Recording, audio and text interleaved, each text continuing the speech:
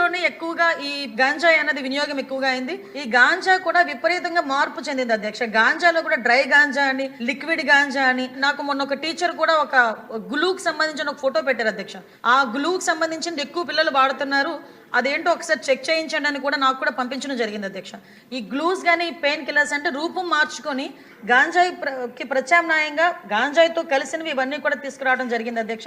దీనిని ఎట్టి పరిస్థితుల్లోని ground level నుంచి కూడా మనం క్లియర్ చేయాలి అని ఒకే ఒక ఉద్దేశంతో ఎస్పెషల్లీ గౌరవ విద్యాశాఖ మంత్రి నారా లోకేష్ గారి ఆధ్వర్యంలో ఈ రోజు స్కూల్స్ లో కూడా ఈగల్ టీమ్స్ ఏర్పాటు చేసుకోవడం జరిగింది అధ్యక్ష. దానికి సెపరేట్ గా ఒక జీవో కూడా ఇవ్వడం జరిగింది అధ్యక్ష. మెమో నెంబర్ 271473/MS/2025 మొన్న 10th ఫిబ్రవరిన ఇది సర్క్యులర్ కూడా జారీ చేయడం జరిగింది అధ్యక్ష. దీన్ని బట్టి స్కూల్స్ లోని కూడా ఈగల్ టీమ్ ఏర్పాటు చేయడం, ఈగల్ టీం ద్వారా చిన్నపిల్లలకి కూడా అవేర్నెస్ క్రియేట్ చేయడం, ఎవరైనా ఇటువంటి బారిన పడి వాళ్ళు ఇబ్బంది పడే పరిస్థితులు కానీ అవతల వాళ్ళు ఇబ్బందులు పెట్టే పరిస్థితి కానీ వస్తే ఆ ఇన్ఫర్మేషన్ కనీసం టీచర్స్ కి ఇవ్వడం, హెచ్ఎం కి ఇవ్వడం, వాళ్ళని డీఅడిక్షన్ సెంటర్ లోకి కూడా వాళ్ళని పంపించి ఏర్పాటు చేయడం, ఇదంతా ఒక ప్రొసీజర్ ప్రకారం చేయడానికి ఈ రోజు గవర్నమెంట్ కూడా సిద్ధపడింది అధ్యక్ష. గ్రామాల లెవెల్లోనే కాదు పాఠశాల లెవెల్లోని కూడా గాంజా నిర్మూలించాలి అనుకుంటే ఈగల్ టీమ్స్ అనేవి చాలా ఎక్కువగా ఉపయోగపడే పరిస్థితి ఉంది. దయచేసి ఇక్కడ ఉన్న సభ్యులందరూ కూడా వాళ్ళ పరిధిలో నియోజకవర్గ పరిధిలో ఉన్న స్కూల్స్ అన్నింటిలోని కూడా ఈ ఈగల్ టీమ్స్ ఏర్పాటు చేయడం, అదేవిధంగా వాళ్ళకి కూడా అవేర్నెస్ ఇవ్వడంలో